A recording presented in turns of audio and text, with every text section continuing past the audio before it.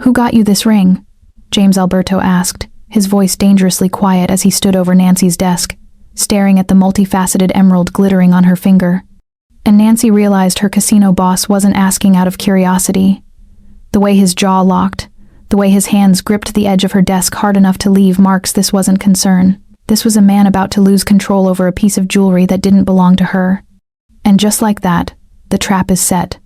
We are plunging straight into a dangerous attraction that begins with a misunderstanding and spirals into a federal manhunt. This is for everyone who loves a ride-or-die dynamic where the boss doesn't just protect his assistant. He burns down the law to keep her safe. If you crave stories about power couples, secret identities, and that specific kind of tension that makes your heart race, you are in the right place. Do not forget to hit subscribe, because I have plenty more heart-pounding stories coming your way. Tap the like button if you love a competent heroine who doesn't need saving, just backing up. And talk to me in the comments. What are you doing while you listen? Are you deep cleaning your house, stuck in gridlock traffic, or are you curled up in bed with the lights off? Drop your city and your current status below. I read every single one. Nancy Mark was smiling at the emerald ring on her finger when she felt his presence. The ring was stunning, a deep green stone cut with multiple facets that caught the light from every angle, set in what looked like vintage platinum. It had arrived 30 minutes ago in a black velvet box with a handwritten note that read, "For your discretion. With gratitude. V." She'd assumed it was from Mr. Vane, the high roller who'd won $2 million at her table last month and disappeared without a trace. The note made sense. A thank you gift.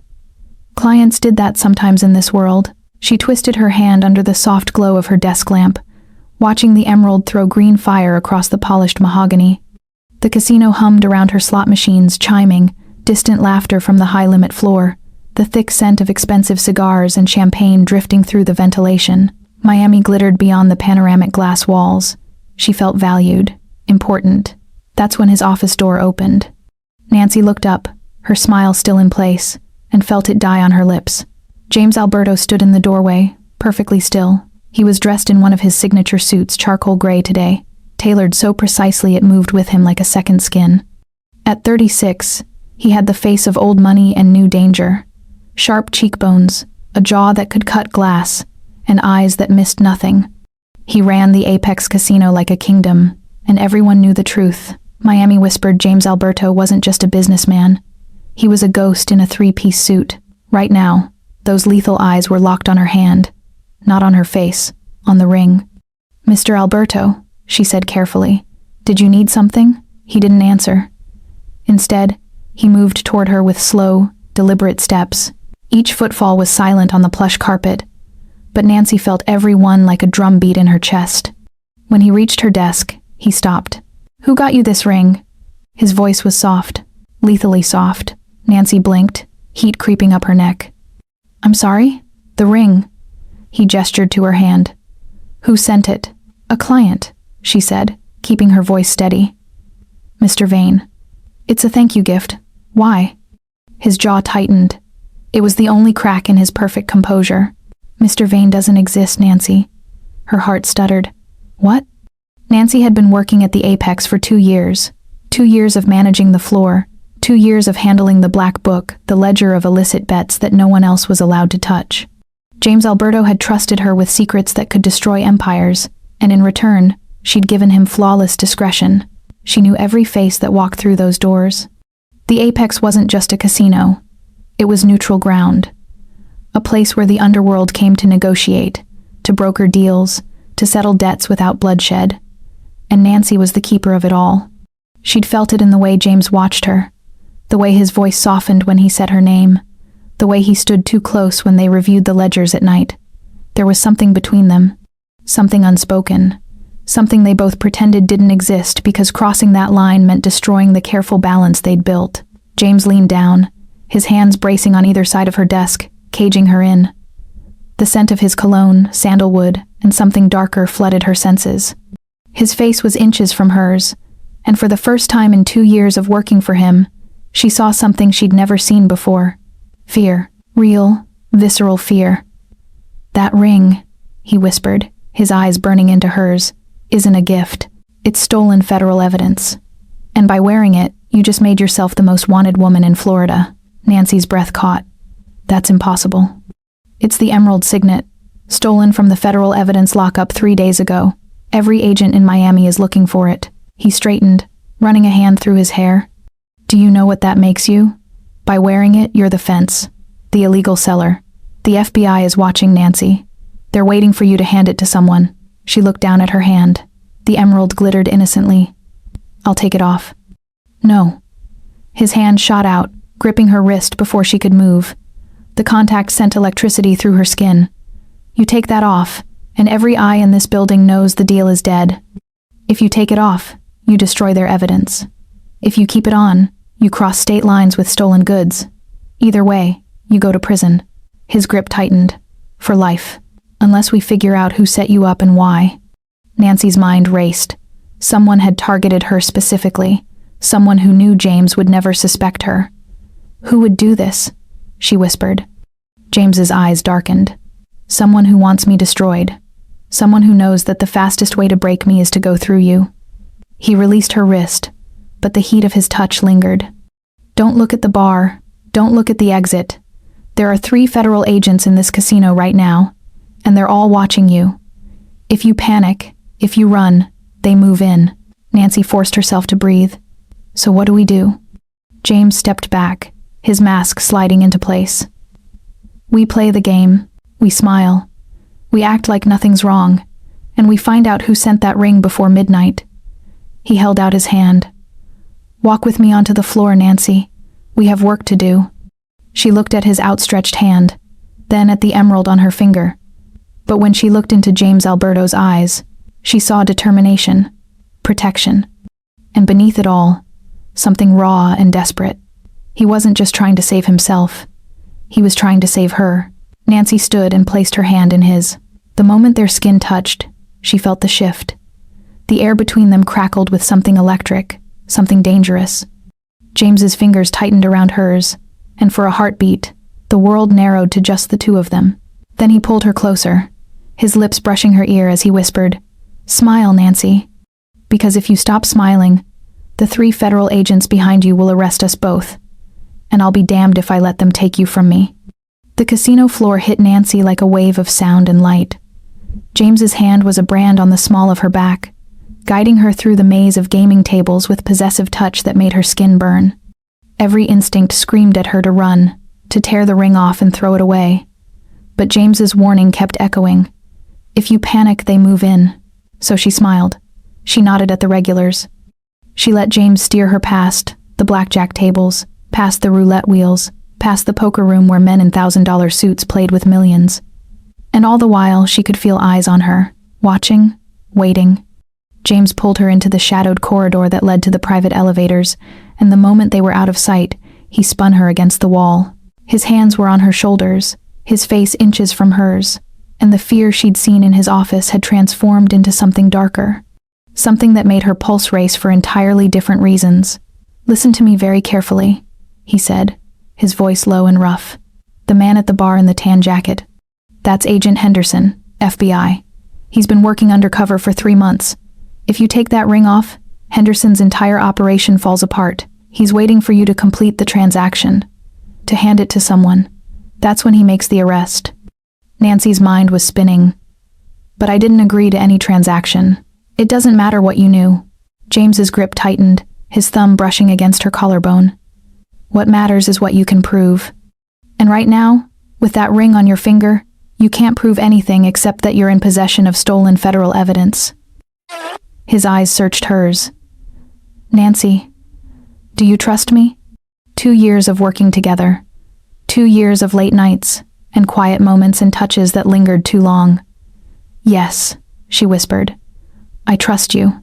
Relief flooded his expression. "Then do exactly what I tell you. We're going to walk back onto that floor. We're going to act like nothing's wrong.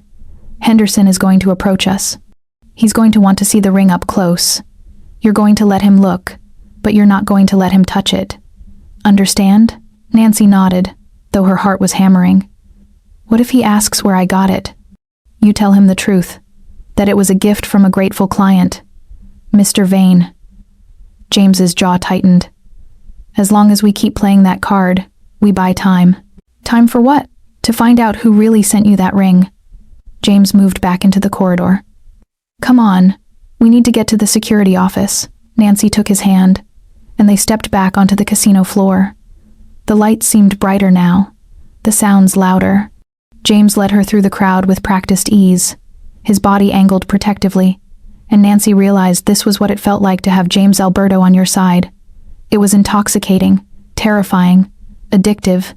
They were halfway to the security office when Agent Henderson materialized in front of them. Tan jacket, friendly smile, the kind of face that blended into any crowd, but Nancy could see it now the way his eyes tracked movement, the slight bulge under his jacket. Mr. Alberto, Henderson said warmly. And the lovely Miss Mark.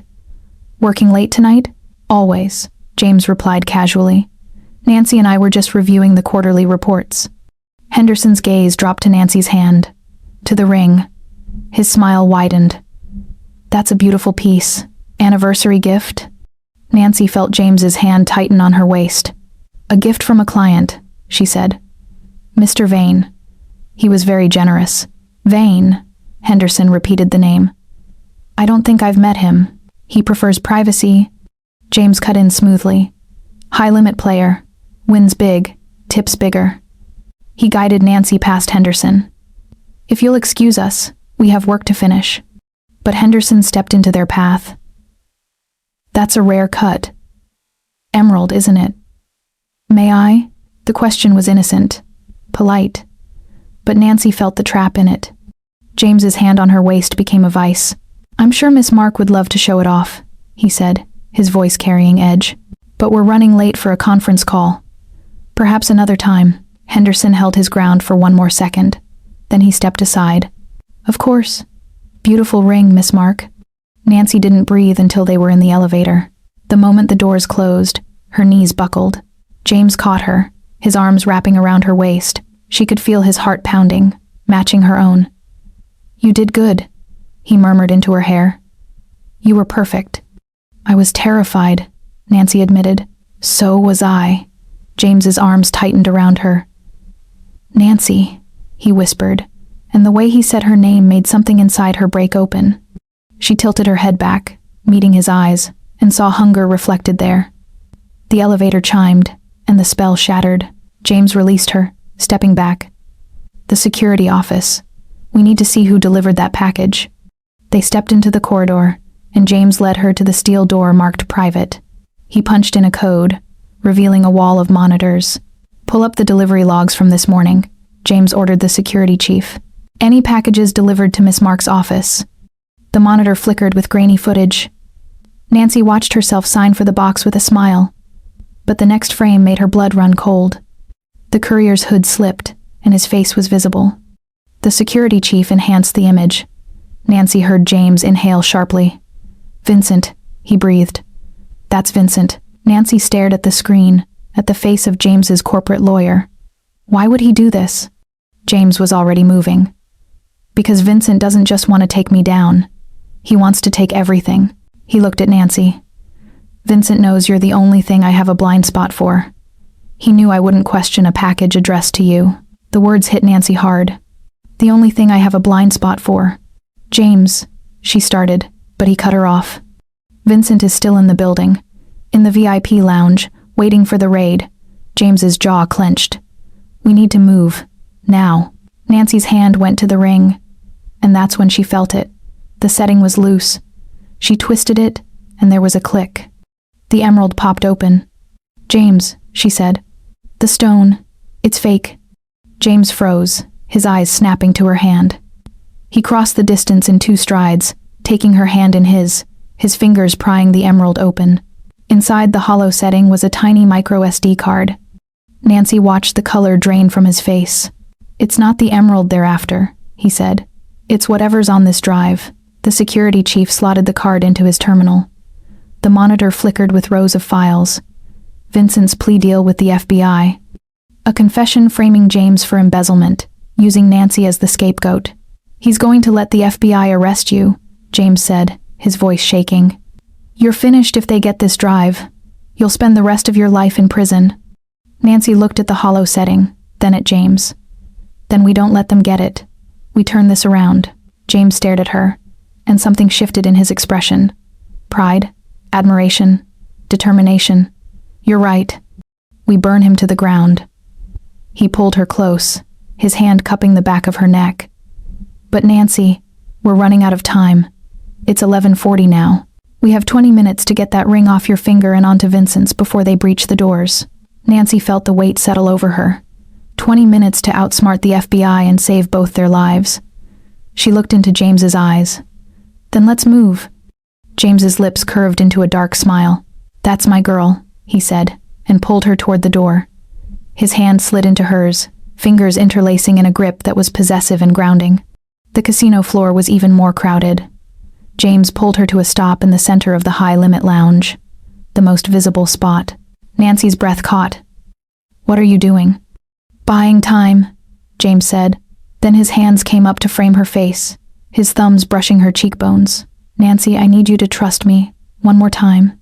The casino fell away until there was nothing but James looking at her like she was the only thing that mattered. Yes, Nancy breathed. Then kiss me, he said. Kiss me like you mean it. Nancy's heart stopped. This was crossing a line they'd been dancing around for 2 years, but she could see the calculation in his eyes. Henderson was watching. A woman showing off an engagement ring was far less suspicious than a woman in a sting operation. Nancy made her choice. She rose up on her toes, her hand sliding into his hair, and kissed him. It wasn't gentle. It was 2 years of tension and denial compressed into contact. James made a sound low in his throat, his arms wrapping around her, pulling her against him. His mouth was hot and demanding. Nancy forgot about the ring, forgot about Henderson, forgot everything except James Alberto. When they broke apart, the casino erupted in applause. James laughed, a sound Nancy had never heard. He lifted her hand with the emerald ring and held it up. She said yes, he announced. Nancy Mark just agreed to marry me. The applause grew louder. People surged forward, and James's arm was like steel around her waist. Henderson was across the room, confusion in his eyes. This changed everything. They made their way to the bar. James ordered champagne. To my fiancé, he said, and the word sent a thrill through Nancy. He leaned in. 14 minutes. Vincent will be making his move soon. Right. This was a performance. Nancy forced a smile and let James pull her closer. That's when the waiter appeared, setting down a napkin. James reached for it, unfolding it slowly. Words in black ink, nice performance, but the ring goes to the vault by midnight, or the evidence leaks. Nancy's blood ran cold. Vincent, he's still trying to control this. The vault, James said grimly. If Vincent gets those records, he can prove I've been laundering money. He stood, pulling her up. We give him what he wants. We take the ring to the vault. And then we make sure Vincent is the one wearing it when the FBI comes through those doors. Before Nancy could respond, Henderson materialized. Congratulations. May I? He gestured to the ring. This was it. If Henderson confirmed it was the stolen piece, everything fell apart. Nancy's hand started to rise, but James intercepted it, his fingers wrapping around hers. I appreciate the interest, Agent Henderson, James said. But I'd prefer if you didn't touch my fiancé. Henderson's smile didn't waver. Agent? I think you're mistaken. Of course, James agreed. Long night. Too much champagne. He nodded toward the elevator. If you'll excuse us, my fiancé and I have celebrating to do. Henderson's eyes narrowed, calculating. But James had already turned away. Nancy didn't breathe until they were in the corridor. That was too close. That was perfect, James corrected. He pulled her into an alcove, his hands framing her face. Nancy, what I'm about to ask you is dangerous. Do you trust me? Nancy looked at him, the man who'd just kissed her in front of 100 witnesses. I trust you. James's expression softened. Then he was pulling her toward the vault. The heavy steel door swung open, revealing the temperature-controlled room, and standing in front of the safe was Vincent. Silver hair, expensive suit, cold smile. James, he said, and the lovely Miss Mark, right on time. James's hand on Nancy's waist tightened. Vincent, I should have known. Vincent's smile widened. I have Agent Henderson ready to breach in 8 minutes. All I need is for you to place that ring in my hand, and the SD card, and everyone wins. Except you get the vault codes, James said. Except I get what I've earned, Vincent corrected. The ring, Miss Mark. Now. Nancy looked at James, saw the fury in his eyes. Then she smiled.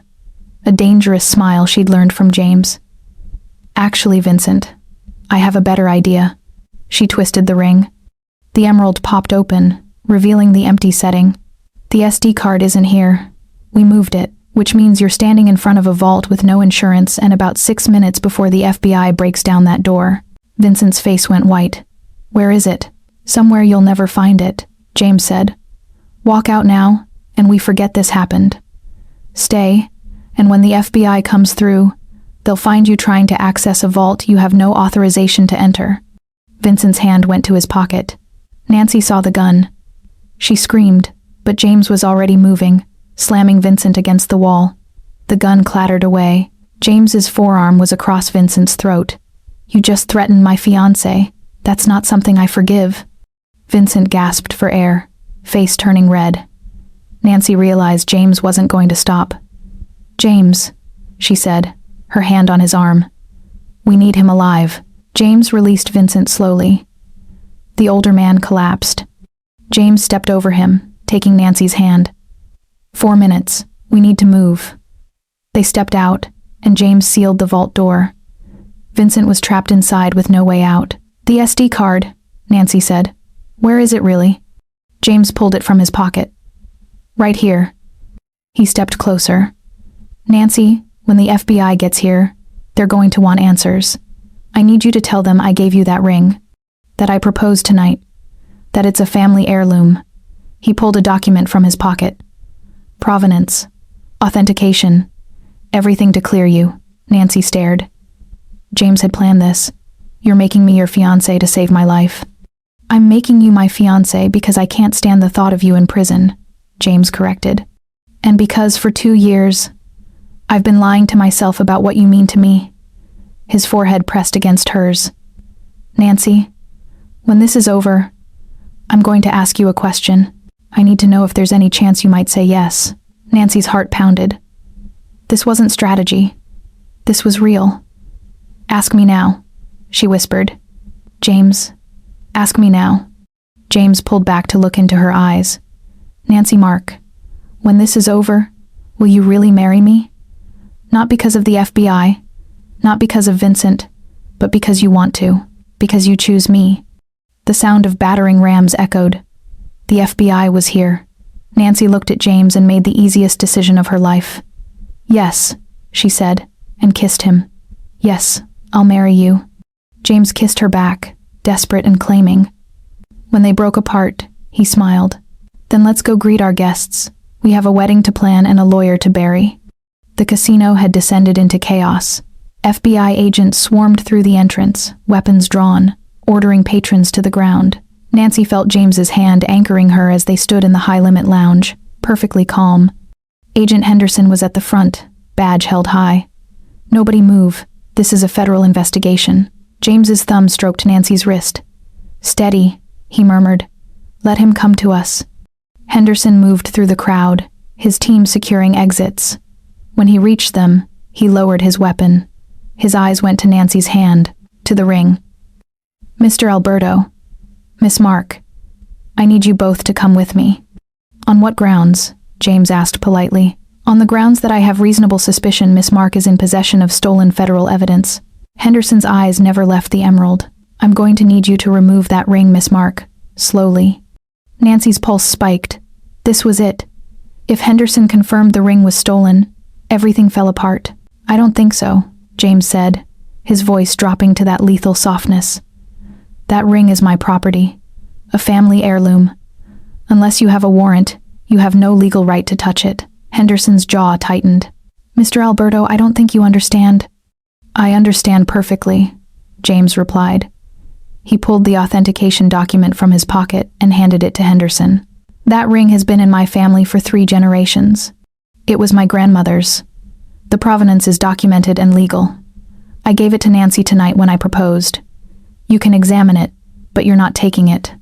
Henderson scanned the pages, color draining from his face. The authentication was real. James had legitimate documentation for a ring that looked exactly like the stolen evidence. "This is convenient. This is family," James corrected. He pulled Nancy closer, possessive. "And I don't appreciate you implying my proposal is part of some conspiracy. Now, if you're done harassing us, we'd like to continue celebrating." Henderson looked at Nancy. "Miss Mark, I need to ask directly. Where did you get that ring?" Nancy met his gaze. "James gave it to me, about 2 hours ago. He proposed and I said yes." She held up her hand, letting the emerald catch light. "It's beautiful. Miss Mark, I have intelligence suggesting you received a package this morning.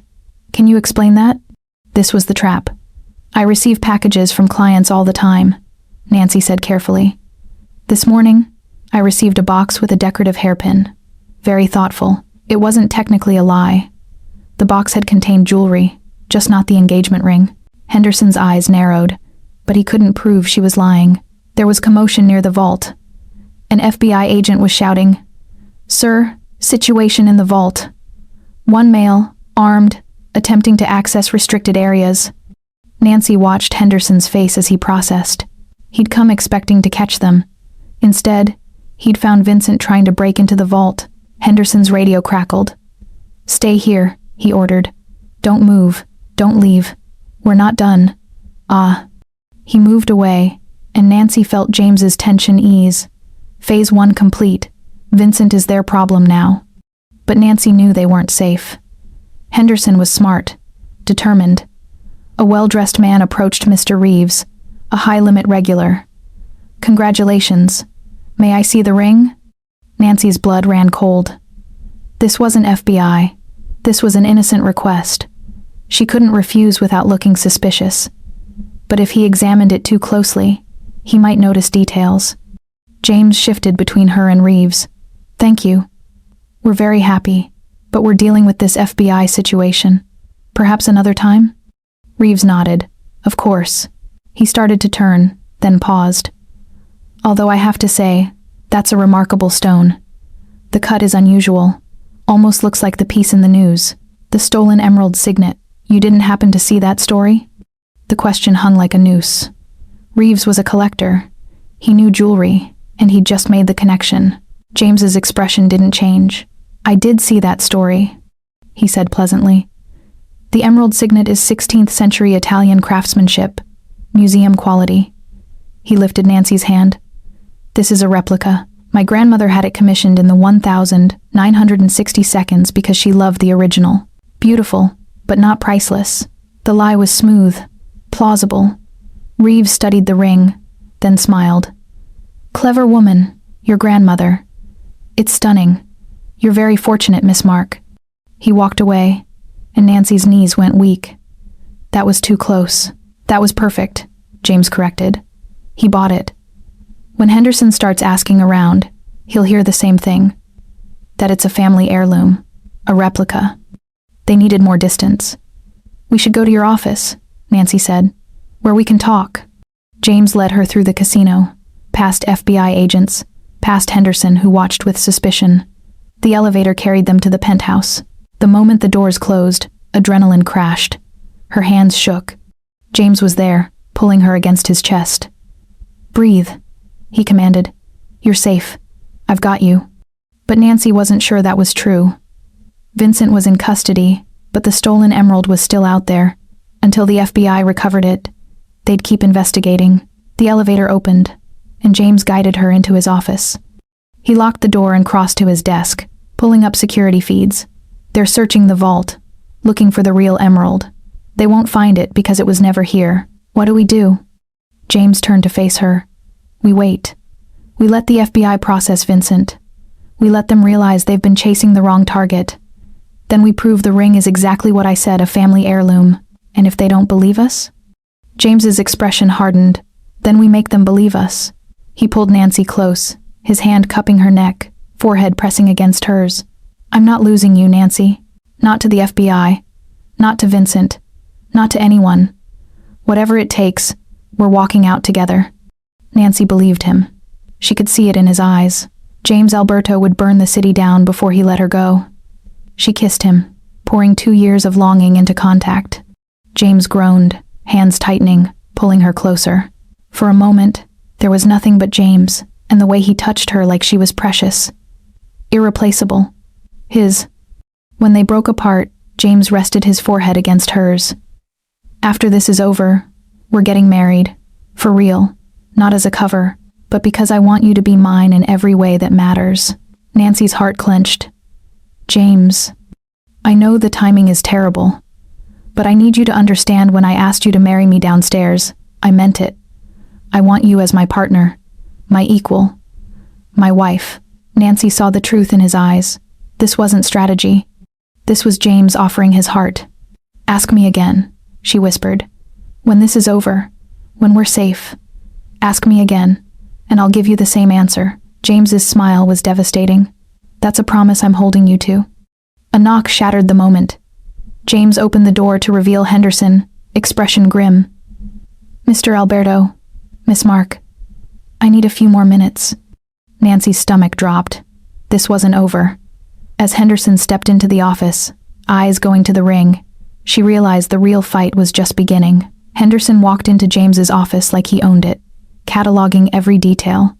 Nancy felt exposed under that scrutiny. Cozy, Henderson observed dryly. I'm starting to understand why you two are so eager to protect each other.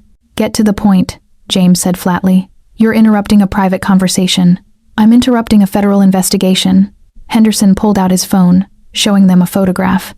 Nancy's breath caught. Security footage from that morning, the courier delivering the package. But Henderson had enhanced a single detail. The watch. A distinctive Patek Philippe. Expensive, custom, incriminating.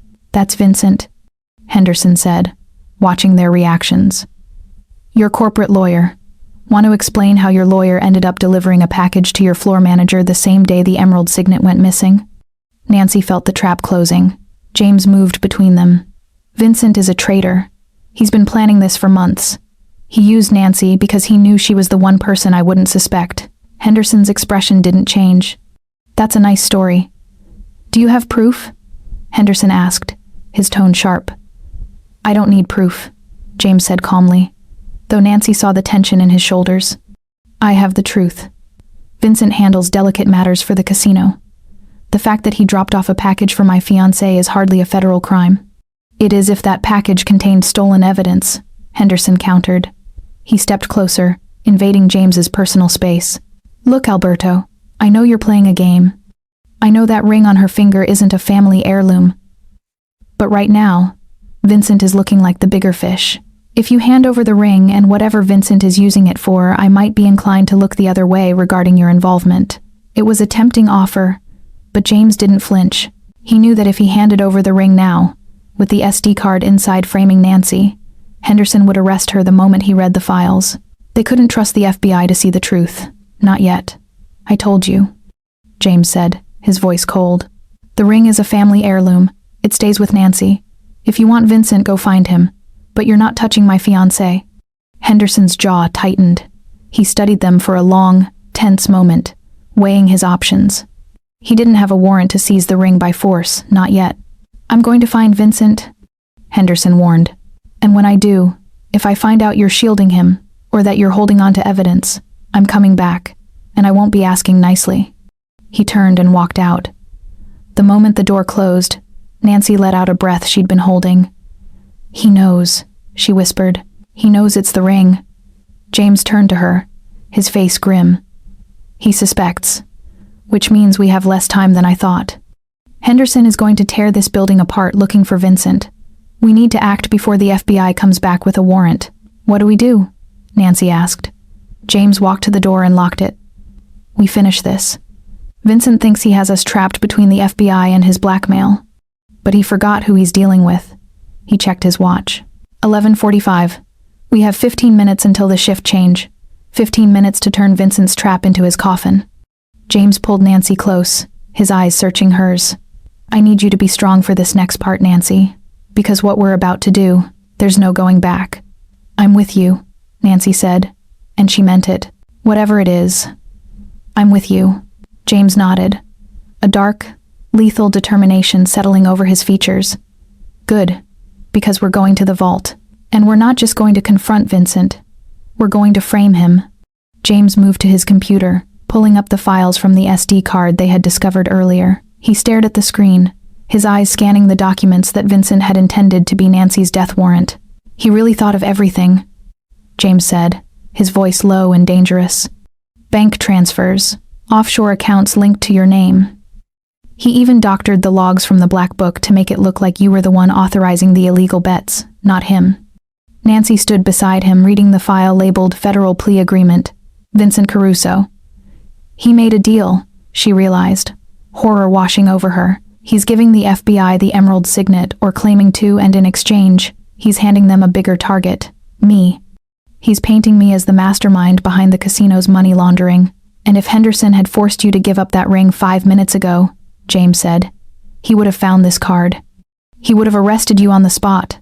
James slammed his hand onto the desk, the sound sharp in the quiet office. Vincent isn't just trying to save himself. He's trying to decapitate the organization. He takes you out. He cripples me. Nancy looked at the ring on her finger. It wasn't jewelry anymore. It was a bullet aimed straight at her heart. So we destroy it, she said. We crush the card.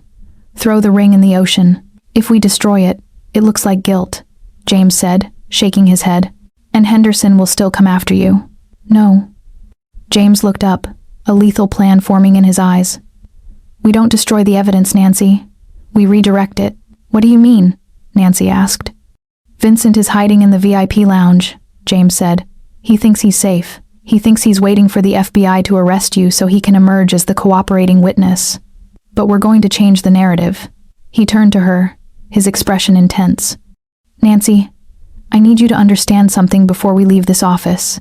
If this goes wrong, if Vincent has backup we don't know about, I need you to know that everything I've done tonight, everything I'm about to do, it's not about saving the casino. It's not about protecting my empire. His hand slid up to cup her face, his thumb tracing her cheekbone. It's about you, only you, and if I have to choose between my freedom and yours, I'm choosing yours, every single time. The confession hit Nancy like a physical blow. She'd known James cared about her, had felt it in the way he touched her, the way he looked at her. But hearing him say it out loud, hearing him admit that he'd sacrifice everything for her, made something inside her crack wide open. James, you can't. I can, he interrupted, his voice rough with emotion. I will. Because losing the casino is survivable. Losing you isn't. He kissed her then, hard and desperate, pouring everything he couldn't say into the contact. When he pulled back, both of them were breathing hard. Now come on, we have a lawyer to destroy. They moved through the corridor toward the vault, and Nancy felt the shift in James. The vulnerability was gone, replaced by cold calculation. This was James Alberto, the strategist, the predator, the man who'd built an empire on reading people and staying 3 steps ahead. When they reached the vault door, he pulled out his phone and typed rapidly. I'm cutting the main power in exactly 3 minutes, he said. The casino will go pitch black. Security protocols will seal all the exits automatically. Vincent will be trapped wherever he is, and in the chaos, we move. Nancy's eyes widened. James, there are hundreds of people on that floor. Millions in chips. I don't care about the chips, James said, and the raw honesty in his voice stopped her cold. I don't care about the money. I don't care about anything except making sure you walk out of here free. He looked at her, and Nancy saw everything he felt written in his eyes. Vincent made a mistake when he went after you. He thought you were my weakness. He was right. But what he didn't understand is that you're also my strength, my reason for fighting, and I will tear this entire building down before I let him take you from me. Nancy felt tears prick her eyes. She'd spent 2 years thinking she was just another employee, just another piece on James's chessboard. But standing here, seeing the way he was looking at her, she realized she'd been wrong. She wasn't a piece. She was the queen, the one thing he'd protect at any cost. I love you, she whispered, the words spilling out before she could stop them. James, I love you, and I'm terrified, and I don't know if we're going to survive this, but I need you to know. James kissed her again, cutting off her words. We're going to survive this, he said against her lips. We're going to walk out of here together. We're going to get married. We're going to build something real. I promise you, Nancy. I promise. He checked his watch. 2 minutes. Stay close to me. When the lights go out, I'm going to need you to trust me completely. Can you do that? Nancy nodded, her hand finding his and holding tight. I trust you. James's smile was fierce and possessive. Then let's show Vincent what happens when he underestimates us. He pulled her toward the stairwell that led to the main breaker room, and Nancy felt her heart pounding in her chest. This was it, the moment everything either came together or fell apart. And as James's fingers tightened around hers, as she felt the solid warmth of him beside her, Nancy realized something that should have terrified her but instead filled her with a strange, dark calm. She'd follow James Alberto into hell itself if it meant they'd walk out together. And tonight, that's exactly what they were about to do. James pulled the master breaker, and the apex went dark. The effect was instantaneous and absolute. Every light, every slot machine, every security camera, everything died at once, plunging the casino into a darkness so complete Nancy couldn't see her own hand in front of her face. The sounds that followed were chaos incarnate. Screams erupted from the gaming floor. Glass shattered. Someone was shouting about their chips. The emergency lighting system would kick in within 90 seconds, James had told her. 90 seconds to move through the dark, find Vincent, and switch the ring before the FBI realized what was happening. James's hand found hers in the darkness, his grip strong and certain. Stay with me, he whispered, his voice barely audible over the pandemonium. Step where I step. We know this floor better than anyone. And they did. Nancy had walked these corridors every day for 2 years.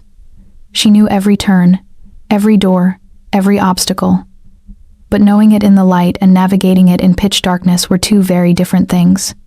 She felt James tug her forward, and she followed blindly, her free hand reaching out to brush against the wall, orienting herself. The velvet wallpaper was soft under her fingertips, a tactile guide in the sensory void. They moved quickly, James's hand never leaving hers. Nancy could hear his breathing, steady and controlled despite the chaos around them.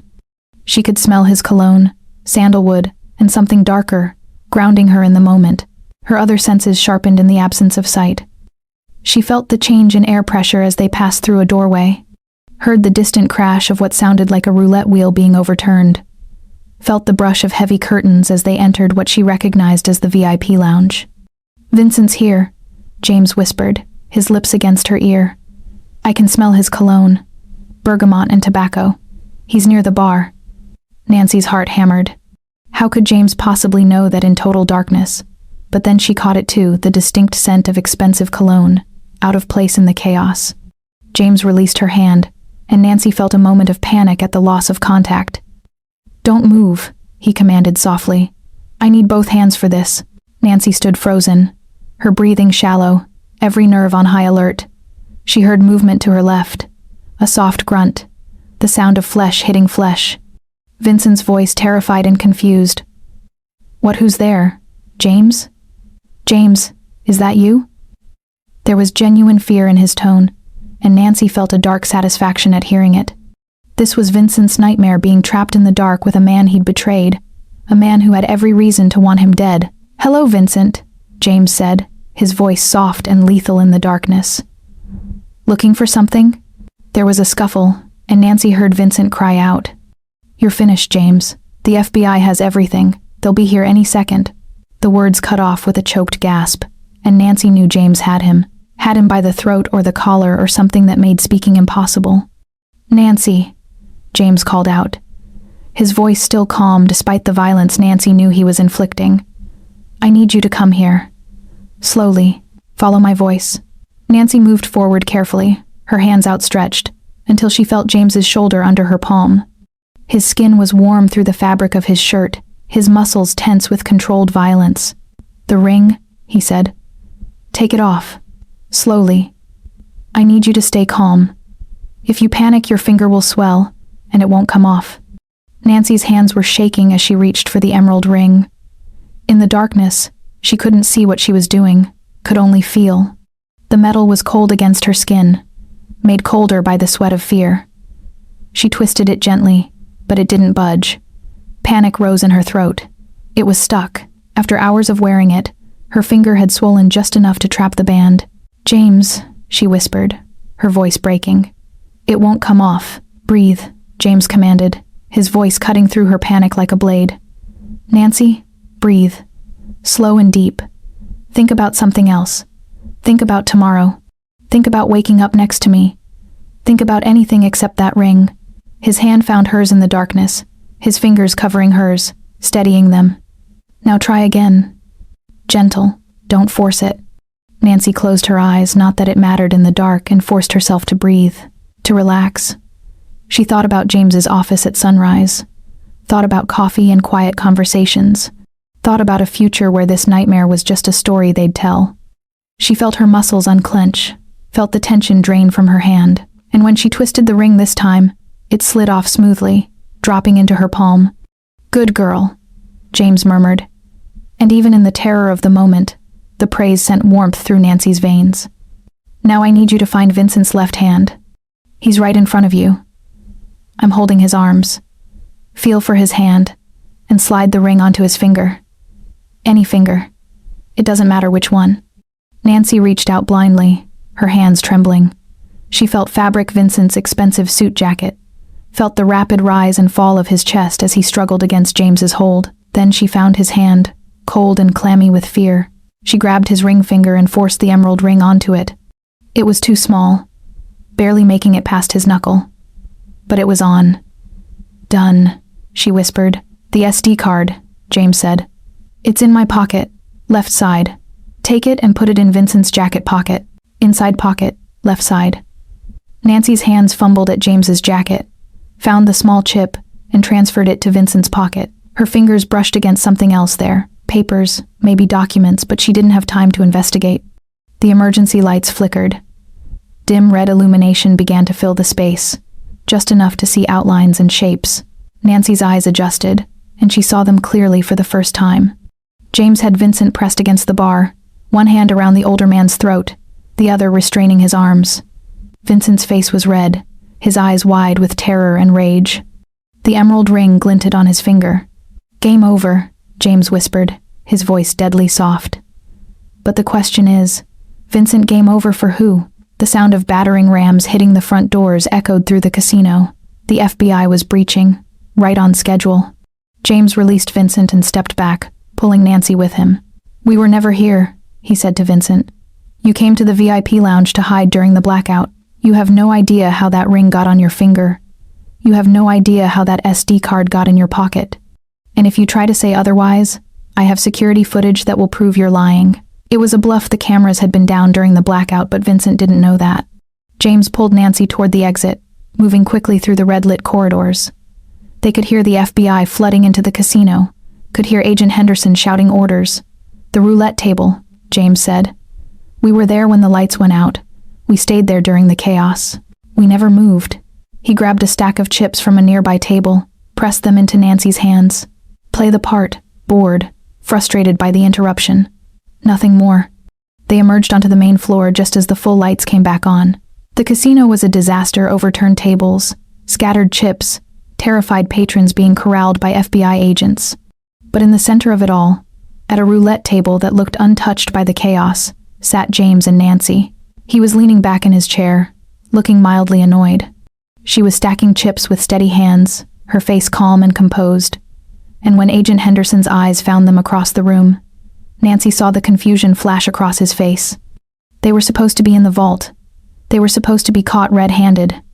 But here they were, looking like nothing more than two people whose game night had been rudely interrupted. And that, Nancy realized with fierce satisfaction, was exactly how they were going to win. Agent Henderson stormed across the casino floor, his weapon drawn, his face a mask of barely controlled fury. Behind him, a dozen FBI agents fanned out, securing the exits, corralling the panicked patrons. The chaos of the blackout was settling into the organized chaos of a federal raid, and Nancy felt every eye in the room watching, waiting, but she kept her expression neutral, kept stacking chips with steady hands, kept playing the part of a woman who had nothing to hide. James sat beside her, one arm draped casually over the back of her chair, his body language screaming boredom and mild irritation. It was a performance worthy of an Oscar, and Nancy knew their lives depended on selling it. "Hands where I can see them," Henderson barked as he reached their table. His weapon wasn't pointed at them, but it wasn't holstered either. Nancy lifted her hands slowly, deliberately, making sure Henderson could see them clearly. Both hands, both empty. No ring. She watched his eyes track the movement, watched confusion flicker across his face. "Miss Mark," he said, his voice tight. "Where's the ring?" Nancy blinked, letting confusion color her expression. "What ring?" "The emerald ring you've been wearing all night," Henderson snapped. "Don't play games with me. Where is it?" Nancy glanced at James, then back at Henderson. "I wasn't wearing a ring, Agent Henderson. I don't know what you're talking about." She spread her fingers, showing him her bare hands. "See? No ring. I think maybe you've had a very long night and you're confused." Henderson's face went red. "Search her," he ordered one of the female agents. The woman approached, and Nancy stood calmly, allowing herself to be patted down. The agent checked her pockets, her sleeves, even asked her to remove her shoes. Nothing.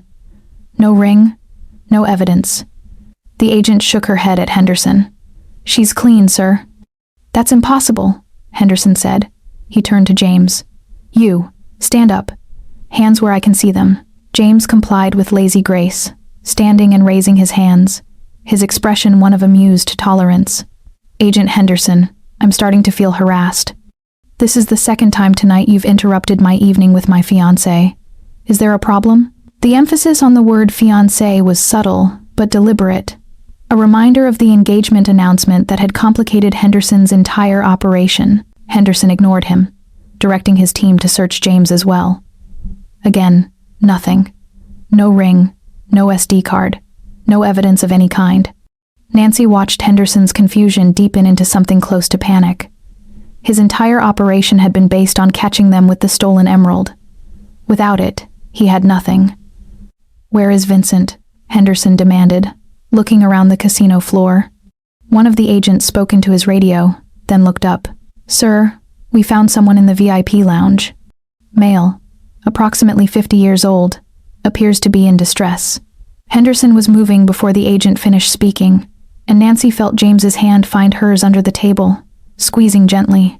This was it, the moment of truth.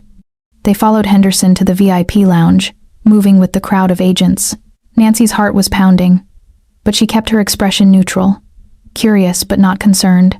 They found Vincent slumped against the bar, his face pale, his hands shaking, and on his left hand, catching the light, was the emerald ring. Henderson stopped dead, staring. How did? He approached Vincent slowly. "Sir, I'm going to need you to explain how you came into possession of that ring." Vincent looked up, and Nancy saw genuine terror in his eyes. He looked at James, at Nancy, then back at Henderson. "I don't know," he stammered. It wasn't someone must have put it on me during the blackout. I was here, and someone grabbed me, and he tried to pull the ring off, but it was stuck fast on his swollen finger. "Get it off me! Get it off!" Henderson's eyes narrowed. "Sir, that ring is evidence in a federal investigation. I'm going to need you to come with me." He nodded to two agents, who moved to flank Vincent. That's when one of them noticed the papers in Vincent's jacket. "Sir, he's got something in his pocket." The agent pulled out the SD card, and Nancy watched Henderson's face go through a series of rapid changes. Confusion, realization, fury. He took the card, slotted it into a tablet one of his team provided, and started reading. Nancy knew what he was seeing. Vincent's plea deal. Vincent's confession. Vincent's plan to frame her and James for crimes he'd committed. And underneath it all, buried in the files James had added during those crucial seconds in the security office, were the embezzlement records. The proof of Vincent's theft. The evidence that would shift the entire investigation away from James and Nancy and onto the man who truly deserved it.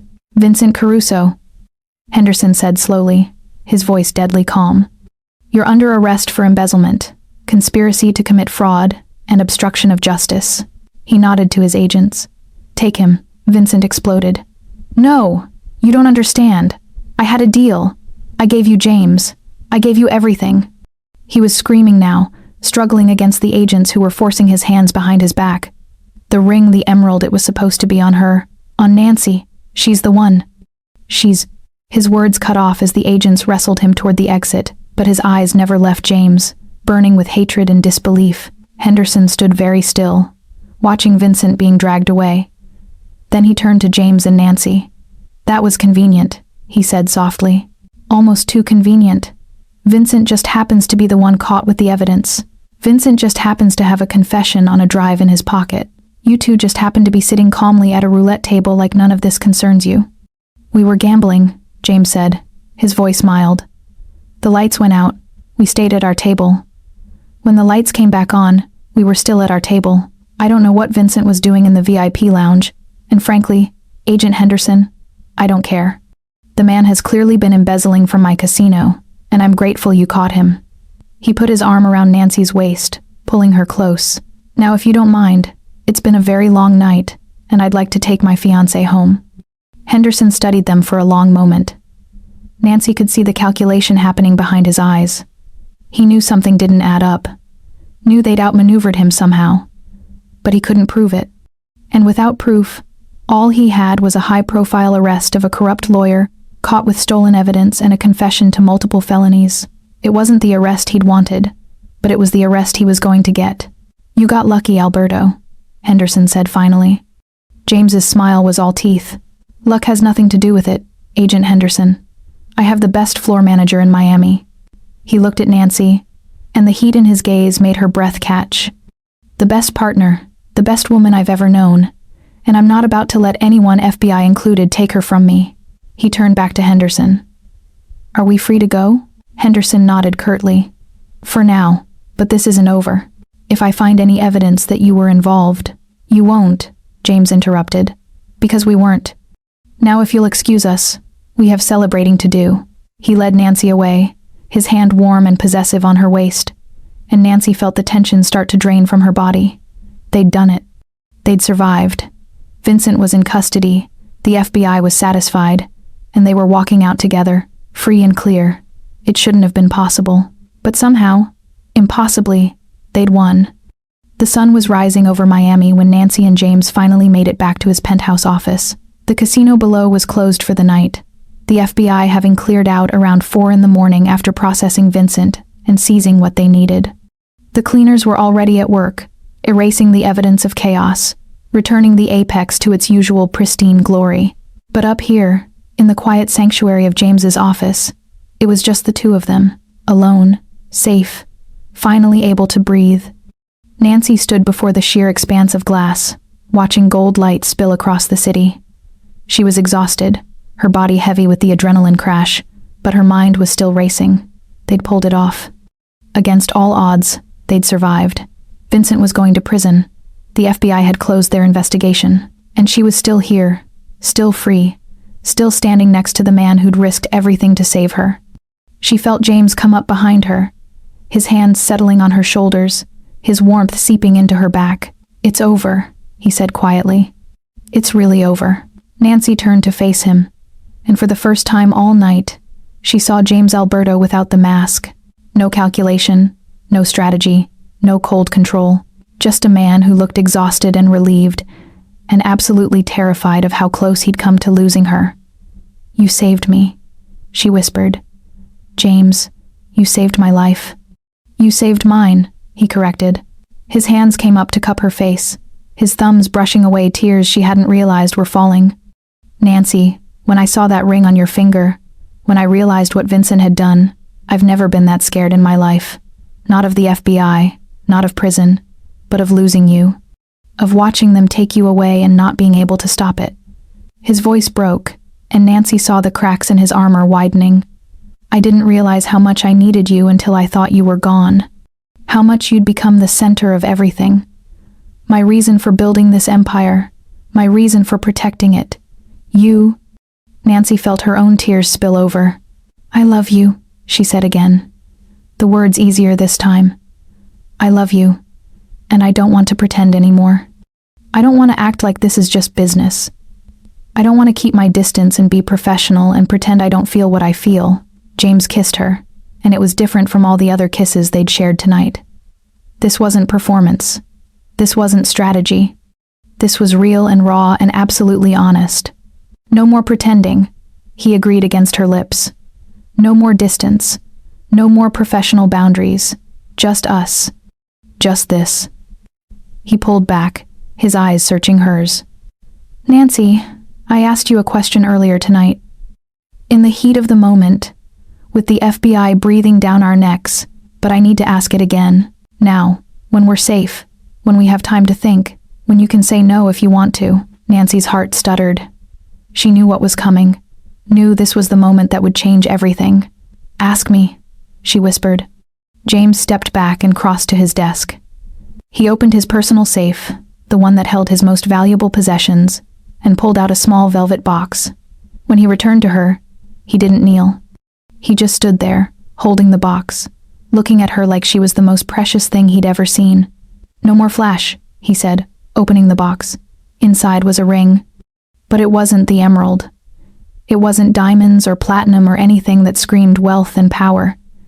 It was simple, heavy, gold. Just a band, thick and solid, and absolutely real. No more stolen evidence, no more fake proposals. Just gold, real, solid, unmarked and untraceable and completely ours. Nancy stared at the ring, her throat tight with emotion. It was perfect, simple and honest and exactly right. "Nancy Mark," James said, his voice rough with everything he was feeling. "I'm not asking you to marry me because we need a cover story. I'm not asking because it's strategic or because it protects us legally. I'm asking because I can't imagine my life without you in it. Because you're my partner, my equal, my match in every way that matters." He took the ring from the box, holding it between them. "Will you run this empire with me? Not for me. With me. As my wife. As my partner. As the woman who owns my heart and holds my future in her hands." Nancy didn't hesitate. "Yes," she said, her voice strong and clear. "Yes, I'll marry you. Yes, I'll run this empire with you. Yes to all of it." She held out her hand, and James slid the ring onto her finger. It fit perfectly, the weight of it substantial and real, and Nancy felt something settle in her chest. This was right. This was real. This was forever. James pulled her close, his arms wrapping around her, and Nancy let herself melt into him, let herself believe that maybe, just maybe, they'd found something worth all the risk, worth all the danger, worth everything they'd gone through to get here. "I love you," James murmured into her hair. "God, Nancy, I love you so much it terrifies me." "Good," Nancy said, pulling back to look at him. "Because I love you just as much, and I'm going to spend the rest of my life proving it to you." She kissed him, slow and deep, pouring everything she felt into the contact. When they finally broke apart, both breathing hard, Nancy smiled. "Now what?" James's smile was wicked and warm and full of promise.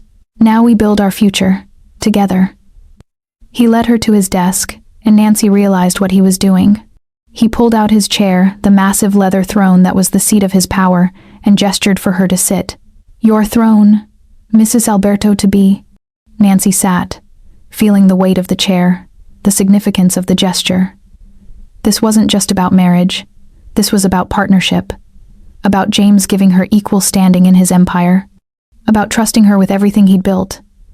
James stood beside her, his hand on the back of the chair, and Nancy felt the rightness of it. This was where she belonged. Not behind him, not in front of him, but beside him. Equal, partners. She picked up the phone on the desk, the direct line to the casino floor, and hit the button that connected to all departments. "This is Nancy Mark," she said, her voice clear and strong. "The Apex is open for business." She hung up and looked at James, spinning the gold band on her finger, feeling the solid weight of it, the promise of it. "Ready to start our empire?" James's smile was devastating. "With you? Always." And there you have it. The secretary became the queen. The floor manager became the partner. The woman who held the black book became the woman who held the throne. If you loved this twisty, high-stakes mafia romance where the stakes were life or death and the payoff was forever, make sure you hit that like button and subscribe to this channel. I've got another story coming next week about a bodyguard who falls for the woman he's paid to protect. And trust me, you don't want to miss it. The tension is insane, the danger is real, and the love story will leave you breathless. Until then, keep listening, keep loving, and remember the best romances are the ones worth fighting for. See you in the next chapter.